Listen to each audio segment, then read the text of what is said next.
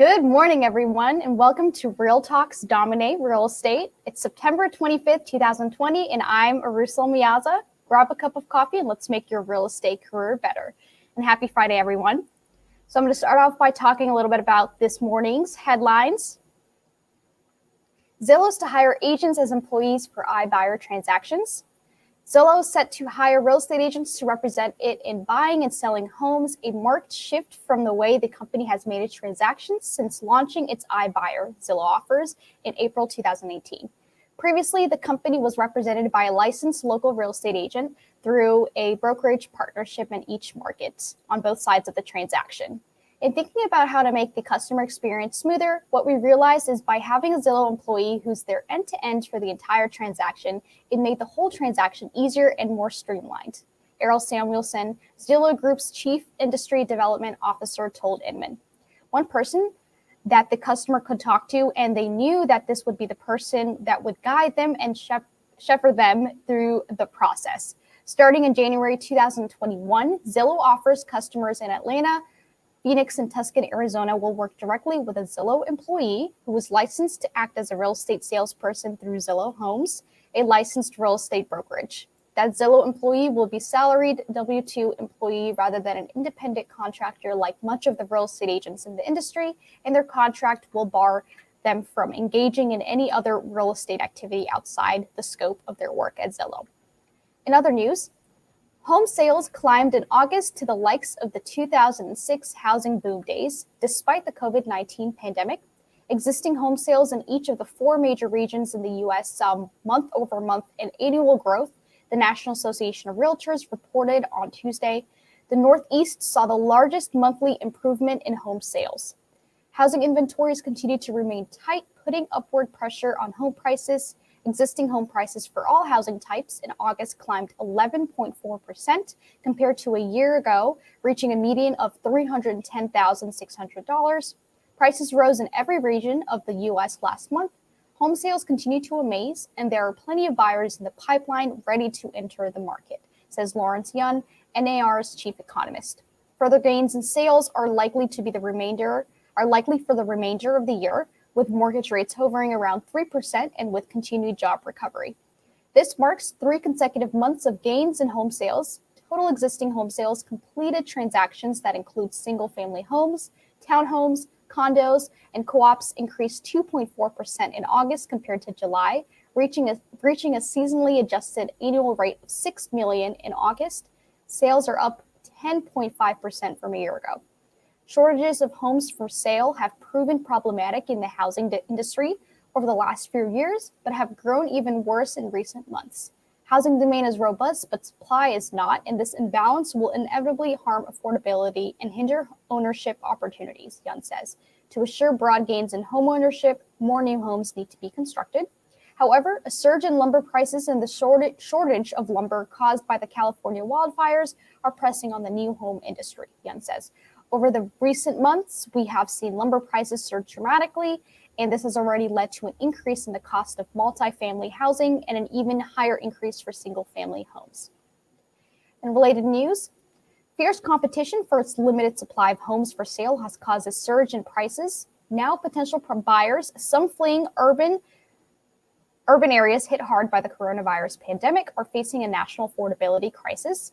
The median prices of the single-family homes and condos in the third quarter are less affordable than historical averages in 63% of U.S. counties, up from 54% a year ago, according to the Atom Data Solutions, a property database.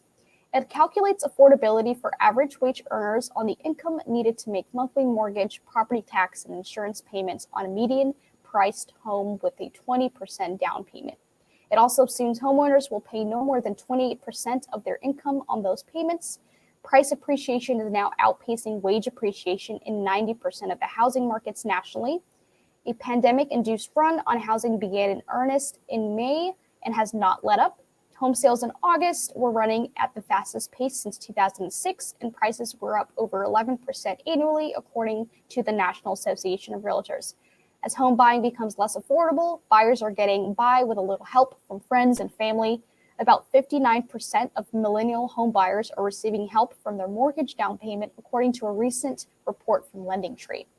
40% of home buyers of all ages are getting help from either family, friends, employers, or a down payment assistance program to obtain a mortgage for their home purchase.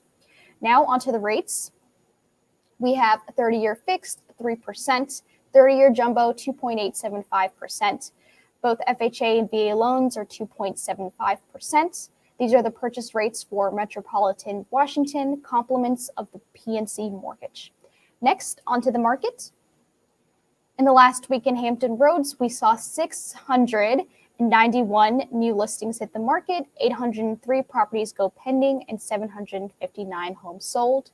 In the last week in the Washington metro area, within 30 miles of the White House, we saw 1,385 new listings hit the market, 1,876 go pending, and 1,355 homes sold.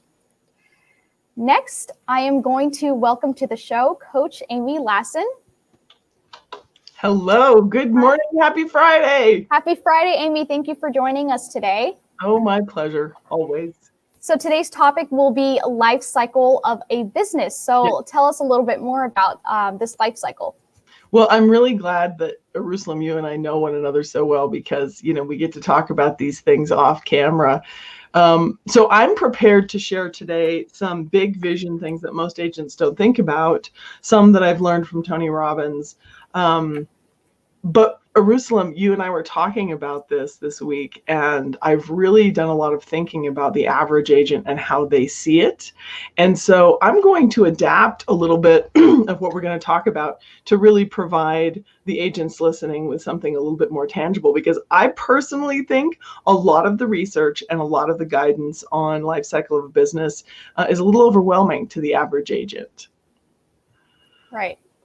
So, the one that you showed me, I remember you had a graphic for, but we were also discussing from the other day that these phases, it's the life cycle of a business, not the life cycle of a realtor, but these business phases somehow can relate to real estate.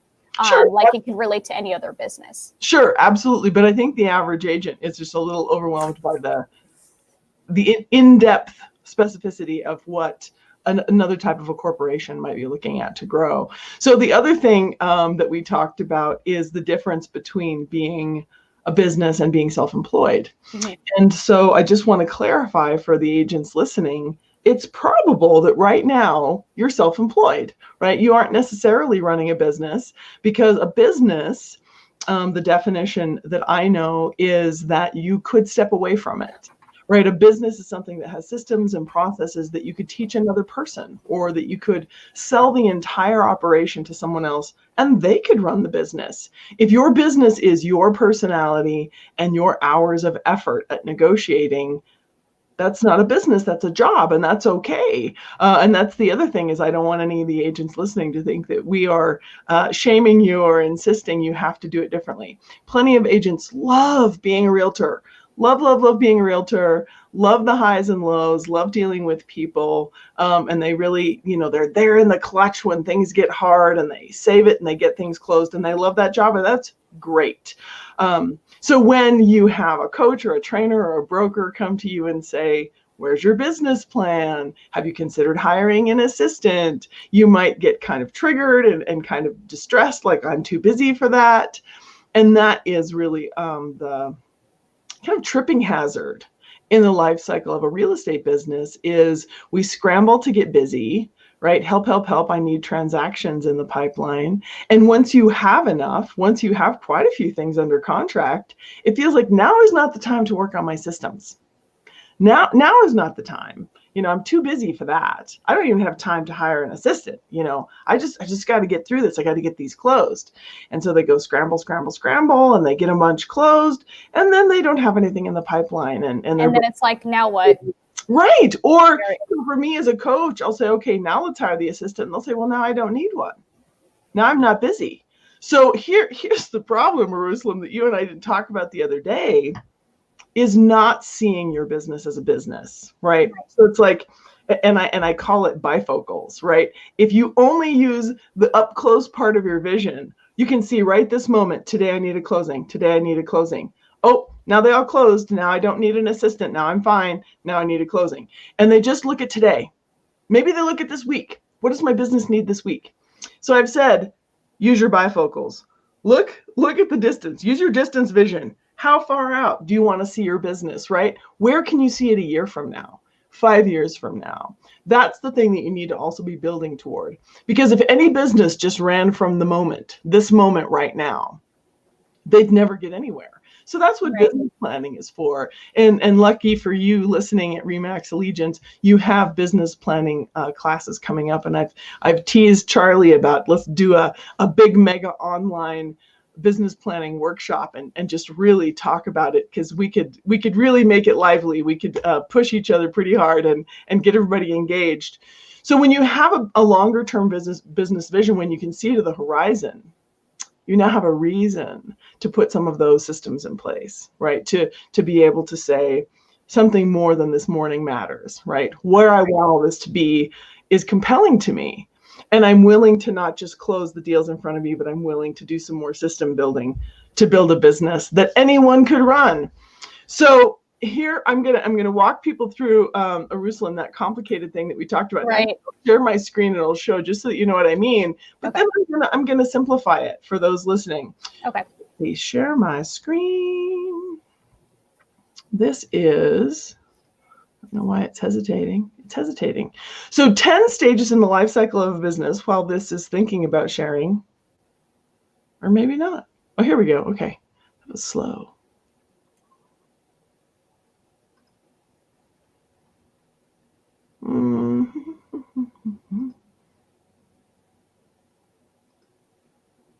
I hope that worked. Nope, too many things. I have too many options. So 10 stages in the life cycle of business. The visual may or may not help us. Okay. So, and this is any business, all right? Right. So according to Tony Robbins, you have birth, which is that initial launch concept. Like, I have this idea for a business. So really, there are no components at that point. We can't say, here's how many employees you have at birth necessarily. You're really launching the concept. Infancy is when you're just scrambling to get up and running. And just like with a young child, you're trying to keep it alive. Everything is moment to moment. It's all hands on deck. When you get to the toddler phase, according to Tony Robbins, you may even have some help in another business. I think in real estate, it's unlikely that you've already hired help, but you're managing by crisis. And that's kind of what I was saying before about you're just dealing with what's in front of you right now, right? In the book, for those of you who have read The 4 Disciplines of Execution, that's funny in the background. You need to mute. That's funny. So the 4 disciplines of execution talk about the whirlwind, and the whirlwind is just what's in your face, right? So in this toddler phase of the business, you're dealing with management by crisis. When you get to the teenager phase, it's more of, I'm going to actually look at some of the finer points here. It's all about growth, right? It's the teenager phase is just more. How much more can I put in? And I see this in coaching agents all over the United States, is that they get to this place of, I can do it, right? And they just bring on more and bring on more. And this is where me, the coach, I'm saying, okay, we need to build a foundation under this. I love it that you've got so many closings. I love it that you've got so much going on. You've been doing your videos. You've been growing your brand. This is fantastic. But we need to build a foundation under this, or you're going to reach a point. I do talk about houses. Like, you're building this massive addition onto this house with nothing under it, right? So agents, it's like, I've got 10 closings. I've got 12 closings in a single month. And they don't put the support under them that would keep them doing their lead generation and doing their marketing and providing consistent service and getting testimonials and getting referrals.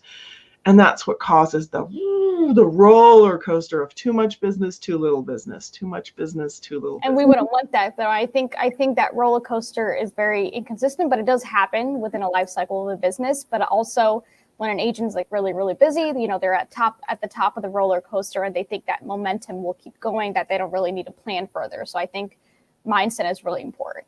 That's such a good point, Eyerusalem. Mindset is so important. And so that's what I'm keep your eyes on the horizon, right? No, it's hard. It's hard in the midst of the fight. Oh, no, Amy, I don't have time. I've got 12 under contract. I know. and you're about to have 0 under contract. So the question is, at what point can you commit to the horizon? Can you commit to the longer term vision of your business? So according to Tony Robbins, the next, and we're not even, actually, I can just hold up the book and then you can see the visual here. Let me see how. You can't read it because I can hardly read it. But you come to the next, which would be young adult. Okay. And they say at this point in a healthy business, you're beginning to anticipate the future. So remember, we've gone through birth, infancy, toddler, teenager, which is the give me more, right? Oh, yay. Look at you. How the heck did you do that? That's awesome. So the young adult is beginning to anticipate the future, like we were saying we should all do. And they make more committed choices, right? And they limit what they focus on. Ha, ha, ha, man. The average agent, it's really, really a struggle for them to learn to limit what they focus on. They usually tend to want to try all the things all the time. Right. But I really appreciate this example because that would be, you see, we're reaching the healthiest apex of this business. So I can imagine, and I want those listening to understand how wise that would be, that the step, young adult step, just short of maximization and maturity, would be being picky about what you focus on. I hope you hear that, because that actually really does get you where you need to go. Dabbling in a lot of little things really won't make your business better, right? If you're running a bakery and you do gluten-free and you do vegan and you do, I don't know, whatever it is, however many types of kosher, I don't know, it would be challenging to be all things in one bakery. And if you come up with a new idea that you've heard of, this fancy artificial sweetener frosting, and you add that, and you're constantly innovating and constantly thinking of new ways to do it, better to pick a lane and stay in it to reach that level of maximization and maturity. Thank you so much, Jackie, in the background, for finding the image. So zone of maximization and maturity, I'm going to read this. It's where you reap the rewards. And so many agents don't make it that far, right? They're down here in the toddler, teenager. It's like trying to keep it alive, trying to get as many as possible, trying to keep it alive, trying to get as many as possible, right? They really do struggle. And then maybe they hire a coach and they kind of start over at infancy and say, oh, well, maybe I'm launching this business from scratch. Maybe I'm working on my brand now. And then they go infancy, toddler, teenager, you know what I mean? Just bounce around right there. And they don't reach young adult, whereas they're starting to have some maturity in their vision of their business. So here again, in the maximization, in the maturity zone at the apex, we have the business is run by a management team. And those of you who know some really healthy teams in your market know what I'm talking about. Teams where there are specialization of each role. Right. You have somebody who does the transaction management, and Eyerusalem, you know that so well, the contract process. Somebody needs to specialize in that, because Eyerusalem, I think you also know from all the classes that you design and teach, there is such a difference between being good at the contract process and being good at marketing, or being good on camera, right? And then that person who's good at negotiating or good in the car. So a team, a real estate team who reaches this maturity level and has a management team, has a team running it. They have buyer specialists, they have listing specialists, they have contract specialists, they have marketing specialists. Everything is being handled. And the person who prepares the property is not the same person who negotiates the contract. Now that can tend to be really intimidating and overwhelming to the average agent. And so I wanted to talk about that. Thank you, Jackie, for sharing that. You can take that image down. So Tom Ferry came up with a simpler version of the life cycle of a business for real estate agents, because we didn't even go into the rest of the cycle, which is heading down to death, right? Because I don't feel the need to tell you what happens after you get that good, because most agents don't really focus on building systems that will create that anyway, right? Most agents they love being agents, and they are basically self-employed, and that's okay. There's no judgment. I'm not saying there's something wrong with you, that you're a good agent out there and you're self-employed more so than running a business. But the definition of a business, oh, hello, Eileen. So nice to see she's here. She says, good show. So the important thing to understand is, if you can never step away from it, if the minute you step away, it dies, right? You don't have a business, you have a job, right? If your job doesn't happen when you're not there, well, it's a job, right? And we can get people to cover for us in our absence, right? You can say, well, I took a vacation, somebody at the office covered for me. Well, that's great. But unless they're going to cover for you forever and send you checks, it's still not a business. Does that make sense? Yeah, that makes sense. And I'm wondering if the more systemization, the more repeatable systems that you create within or implement within your business, is it like the further the phase that you get within the life cycle? Is that one way to think of it?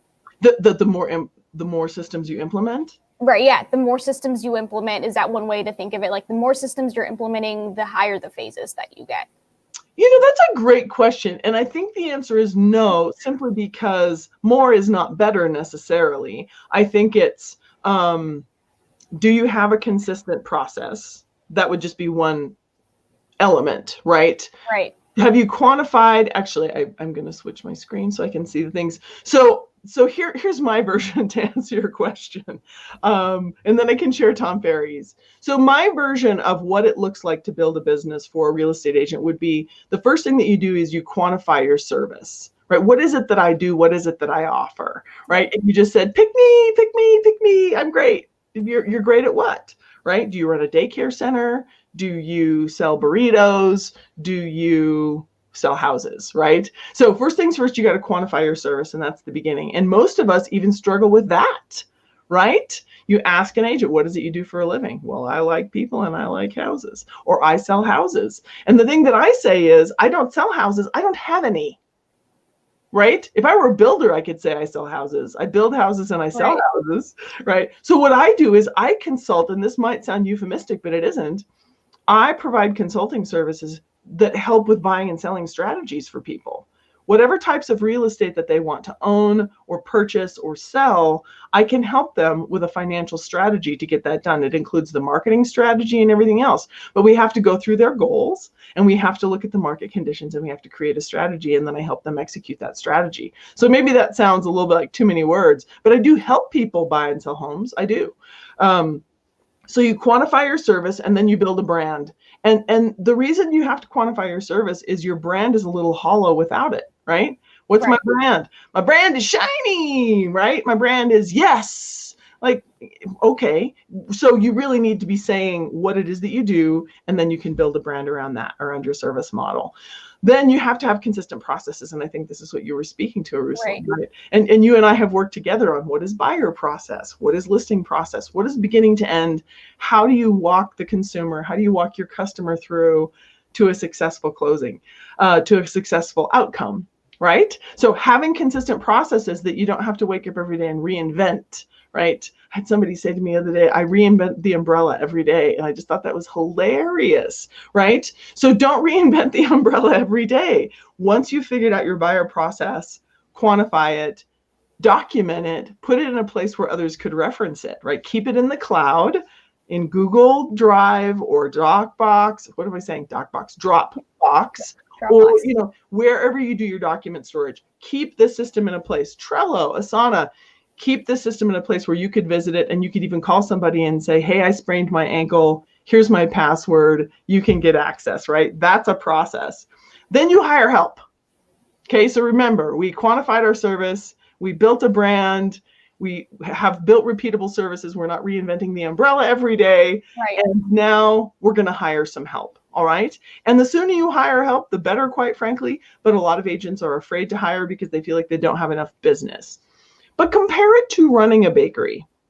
Can you imagine that you could say, I run a bakery, I'm Amy's Baked Goods, right? And Amy's Baked Goods consists of, well, it's me and the fact that I like baked goods. That's not a lot, right? That's not a lot. But what if I could bake a cake for my neighbor, right? So now I've got me, the fact that I like baked goods, and I've got one whole customer. I've baked for my neighbor, and she referred me to her sister. At some point, I have to have recipes that I can use over and over and over that have consistent, they turn out the same. And anybody who knows my cakes, I wish my kids were here to laugh. My cakes always turn out different. I am a wing it cook. I love to make stuff up. It makes me happy. It's definitely not a business. Okay, I reinvent the umbrella in my kitchen every day. It's how I work, okay? So that's not a bakery business that I could promote a consistent outcome. People would know Amy's Cakes, right? Amy's Cakes are always this. Amy's Cakes are always that. I don't have that. Amy's Cakes are always we'll see, because I'm just going to reinvent it tomorrow, okay? So that's what we need. And then if I were to hire help, I could actually run a bakery. how could I run that whole thing myself if I didn't hire help? Seriously. And most of us don't see it that way. I can do it. I can handle it. I can write the contracts. I can post a little bit now and then to social media. I can do the walkthrough. I got this. That's fine. You are now juggling what Tony Robbins says. He says you have a high-paying job, which is great. I hope you're being high paid, but it is a job and not a business. So once you've hired help, now you need to think about establishing a healthy corporate culture. Most agents, when they hire their first help, it doesn't go super well. And that's okay. It's because you're not experienced at this. It's like when you bake your first cake. Don't shame yourself. It's fine. You just really have to do the best that you can. Read books, seek mentoring, do the best that you can. I hope your first hire works out great. I'm not condemning you to have it go badly, but don't feel bad if it doesn't go well because you just don't have a lot of experience yet. So establishing that healthy corporate culture is vital, because whether or not you believe it, you now run a business that has employees and you're one of them. So you need to make it a healthy place for everybody to work so they enjoy being there.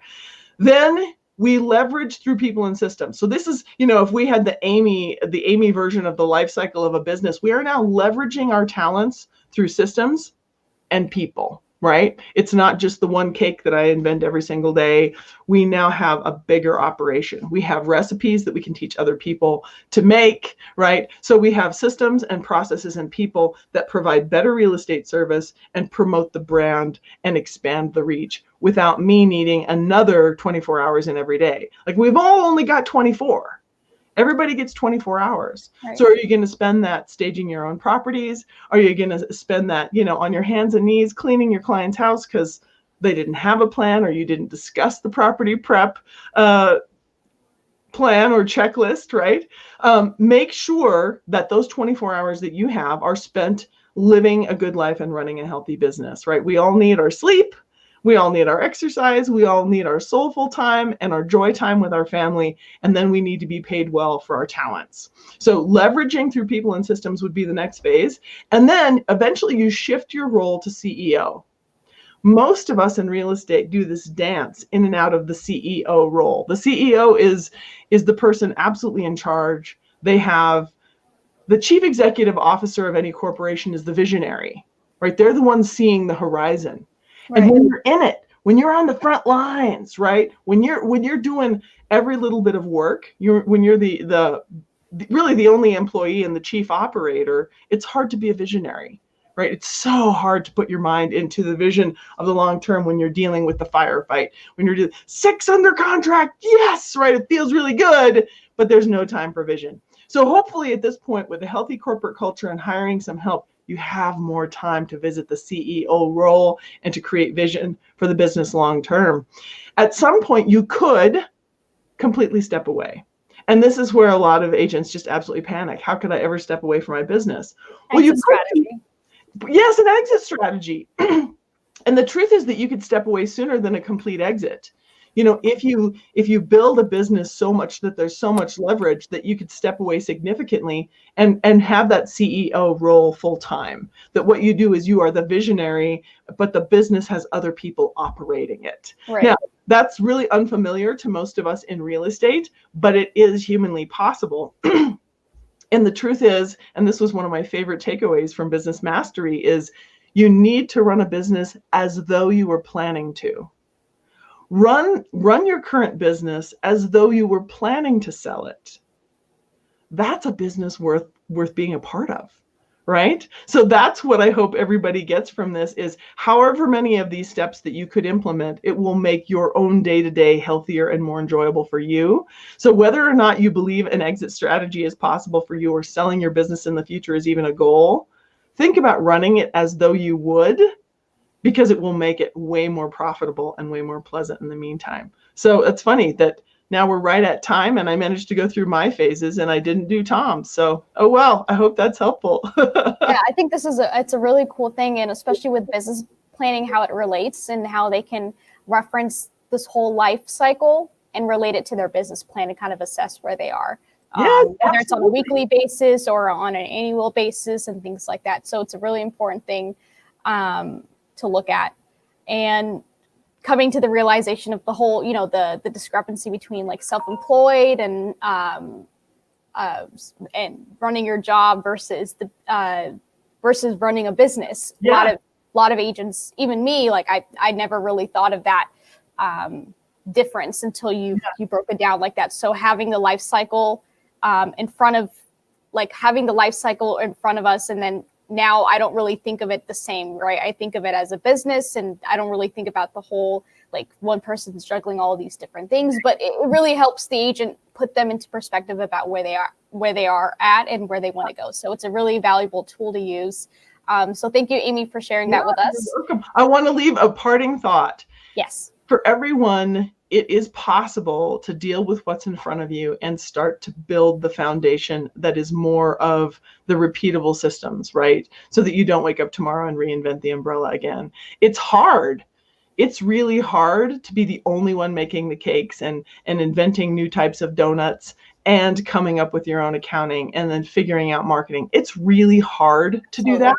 But I will tell you, put your eyes on the horizon and then make little commitments to little steps. Those, we've heard that guidance from like Darren Hardy of the compound effect, those 1 degree things, the tiny little changes that you make each month will compound over time. It adds up. So don't overcommit and don't undercommit. And once a month, put your eye on the horizon. And for me, honestly, I have to put my eye on the horizon every day to keep myself in motion, because the now is a lot, right? Right. The now is motivating, and it's motivating. Yeah. Right. Because you have your goal in mind in the back end, and that's a good mindset to have every day when you're doing your activity. So that's really little changes. You can do this. Yes. Thank you so much, Amy, and thank you all for watching, and hope everyone has a wonderful weekend.